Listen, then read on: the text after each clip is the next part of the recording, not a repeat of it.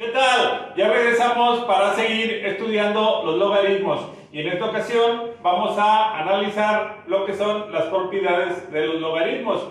En la clase pasada nosotros estudiamos el concepto del logaritmo, que si recordábamos era encontrar el exponente al cual debía ser elevado un número que llamábamos base para encontrar el número planteado.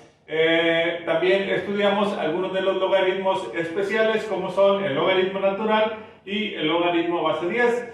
En esta ocasión vamos a tratar de analizar algunas de las propiedades que se pueden presentar en las operaciones con logaritmos.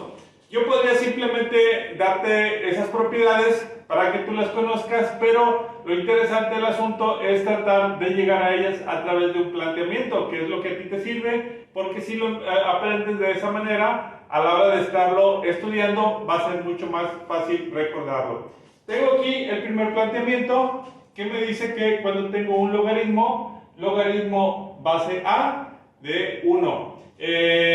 Logaritmo base a lo que se refiere es que el lugar de la A puede ser ocupado por cualquier número y siempre que deba ser logaritmo de 1. Es decir, logaritmo base 5 de 1, o logaritmo base 10 de 1, o logaritmo base x de 1, o logaritmo base raíz de 4 de 1. Siempre que tú tengas este planteamiento, el resultado va a ser el mismo y lo puedes conocer con esta propiedad. Pero vamos a tratar nosotros de deducirlo, no simplemente de plantearlo.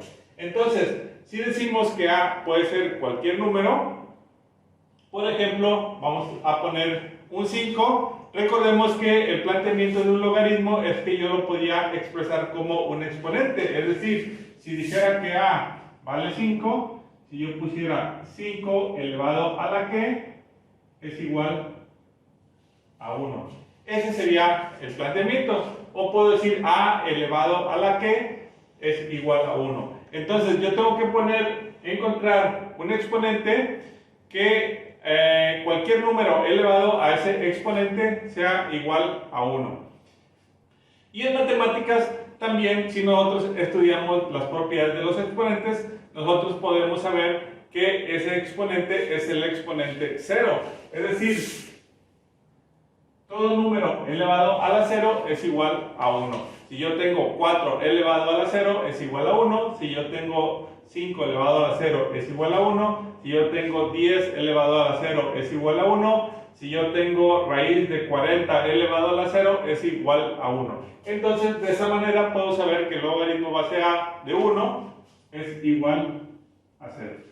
Bueno, sin embargo, dijimos que íbamos a tratar de llegar al resultado a partir de un razonamiento lógico. Y al final de cuentas, terminamos en lo mismo, diciendo que todo número elevado a la 0 es igual a 1. Y realmente ahí no estamos aplicando ninguna lógica, simplemente lo estamos dando por aceptado. Entonces, ¿cómo podemos nosotros tratar de entender cómo es que se llega a este razonamiento realmente? Bueno, lo primero que tenemos que saber es a qué se refiere un exponente. Por ejemplo, si yo tuviera 5 elevado al cuadrado, quiere decir que voy a multiplicar 5 por 5, es decir, el 5 se va a multiplicar 2 veces por sí mismo. Si el 5 estuviera al cubo, sería 5 por 5 por 5, o sea que se va a multiplicar 3 veces por sí mismo.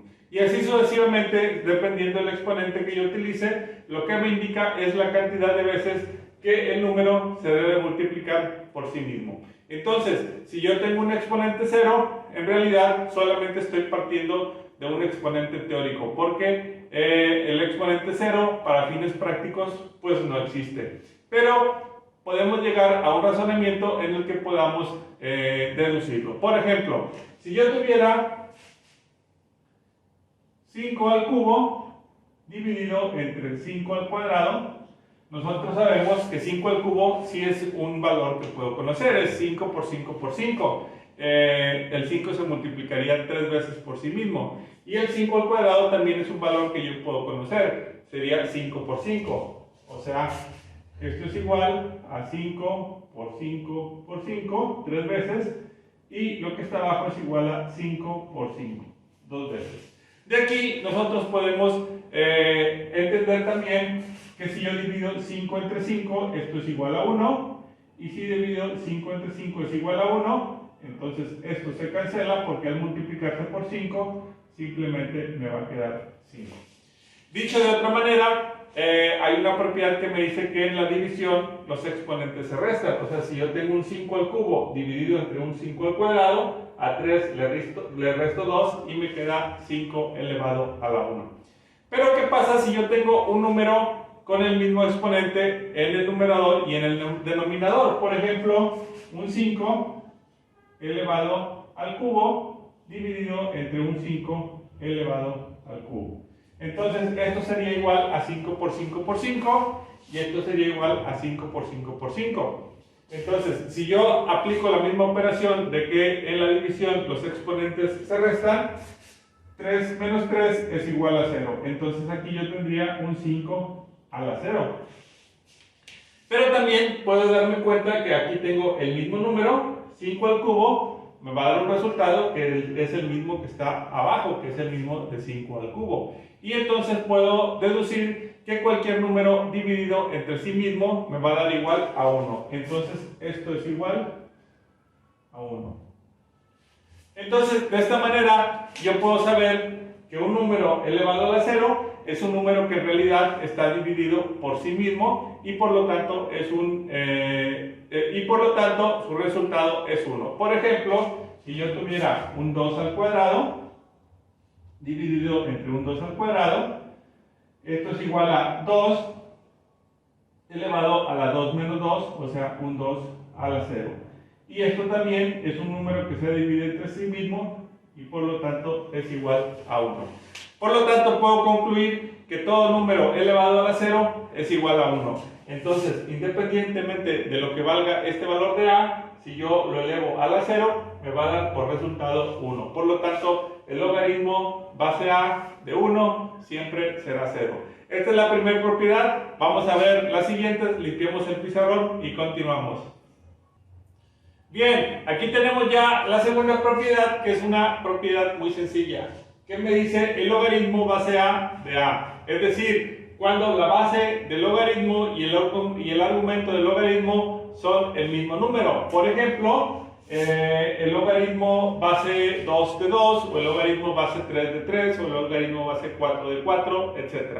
Entonces, para poder resolver qué resultado me va a dar este logaritmo en todos estos casos, yo tendría que plantearlo también como exponente. Decimos que el logaritmo base a de a es igual a elevado a qué exponente para que me dé también el valor de a. O dicho de otra manera, si a valiera por ejemplo 3 elevado a qué exponente es igual a 3, o 4 elevado a qué exponente es igual a 4, o cualquier número que yo plantee elevado a qué exponente me va a dar el mismo número.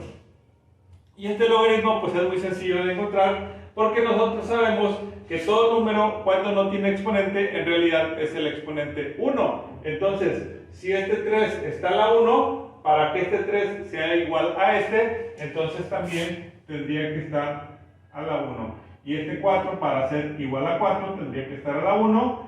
Y si fuera una a, para ser igual a a, tendría que estar a la 1. Por lo tanto, podemos entender que el logaritmo base a de a será siempre igual a 1. Simple, ¿no? Limpiamos el pizarrón y continuamos con la siguiente propiedad. Bien, aquí tenemos ya la tercera propiedad que nos dice lo siguiente. El logaritmo base a de dos números que se multiplican, llamémosle a y b mayúscula, es igual al logaritmo base a del primer número más el logaritmo base a del segundo número. Es decir, si yo tengo un logaritmo de dos números que salen de una multiplicación, lo puedo obtener también sacando el logaritmo de uno y luego el logaritmo del otro número y sumarlos, siempre con la misma base logarítmica.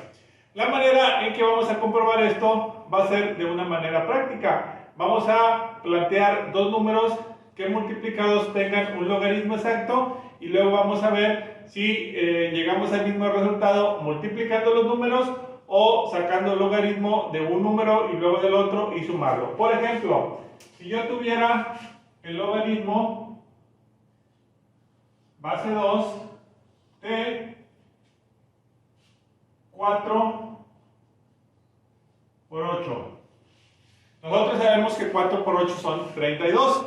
Entonces, según esta propiedad, yo podría sacar el logaritmo base 2 de 32, me va a dar un resultado.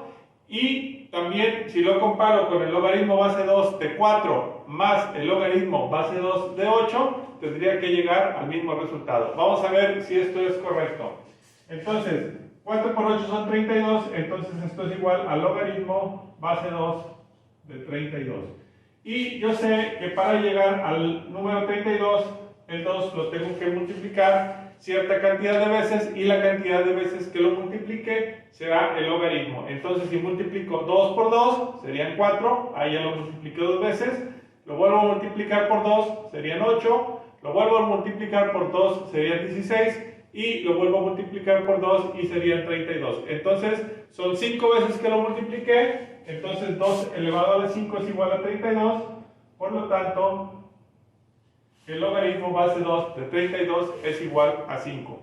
Veamos si llego al mismo resultado haciéndolo por separado. Entonces me dice que esto es igual al logaritmo base 2 de 4